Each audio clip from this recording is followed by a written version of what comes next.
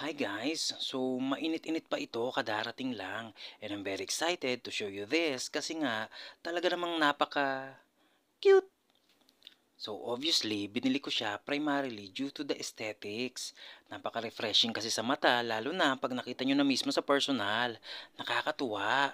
Kasi yung mga pictures na nakalagay sa ads ni seller, as is talaga. As in, ganun na ganun, walang exage.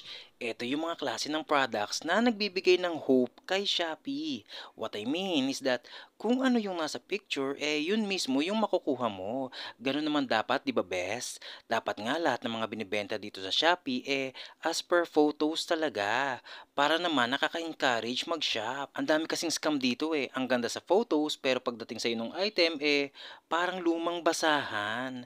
'Di ba? So anyway, as obvious as can be talaga namang natuwa tayo in terms of the physical appearance ng product. Mas maganda siya in person kasi nga mas kita mo yung pagka-shiny niya, lalo na yung sa parte ng takip.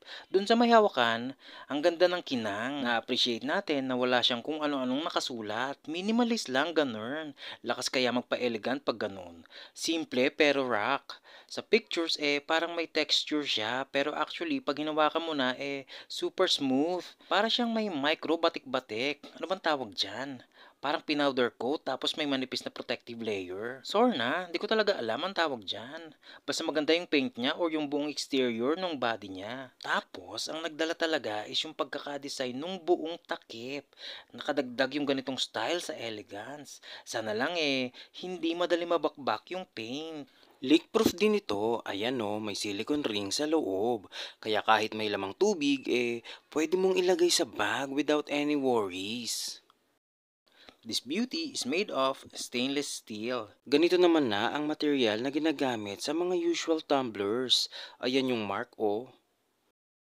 Yung ilalim merong non-slip silicone para hindi dumulas yung tumbler na to. The stated capacity is 300 ml. In actual mga isang baso lang. So kung hindi ka naman talaga malakas sa tubig pwede na to sa'yo. So diretso na tayo sa ating feedback ha, since wala naman talagang espesyal dito maliban sa aesthetics. Ang masasabi lang talaga natin it exceeds our expectations again pagdating sa physical appearance. Yung tipong pagbukas mo ng box mapapawaw ka talaga. Actually, yung box pa lang maganda na. I mean, I'm not actually expecting na maayos ang box. Pero kudos kay seller dahil sa maayos na pagkakabalot at kay third party courier naman dahil mukhang hindi nila hinagis-hagis. Dumating kasi ang product na maayos, mint, brand new at walang dents. Siyempre, pag dumating itong item na ito na may dents, sira na yung value niya. So para kanino ba to? Well, basically, it's just an insulated water bottle. Kung ano yung purpose ng isang ordinary tumbler, wala namang pinagkaiba from this product. Ang ikinaganda lang is that compact siya, which means kasya sa maliit na bag. Sakto sa water or coffee dispenser sa office at hindi madaling matapon kapag natabig kasi nga punggok. At ayun nga, since insulated siya, tumatagal yung water temperature ng up to certain hours. Kung kape ang nilagay mo, kaya naman niya ng up to 3 hours na mainit pa.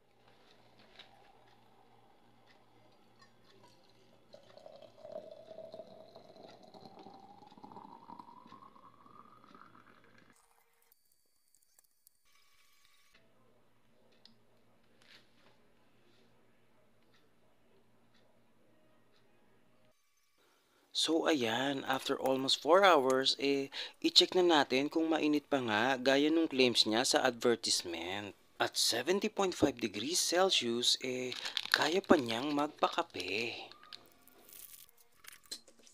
Now let's proceed with the cold water test. Pero hindi ito sobrang lamig ha, yung saktong lamig lang na galing sa fridge. And let's try sa 6 hours kung okay pa ang lamig niya.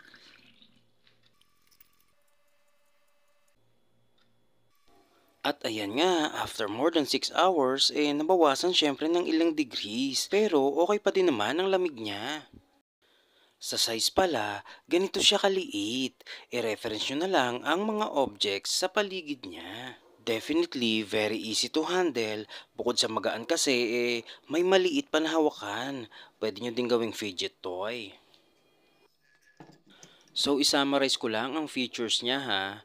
Very stylish, minimalist, elegant at cute. Again, subjective yan ha. If it's not your style, then move on na sa ibang tumbler designs. Lightweight, compact, non-slip at hindi madali matumba kasi nga punggok. All these features without having to compromise yung thermal capability niya. Oh, ang cute lang, 'di ba? So, yun lang. See you in our next review.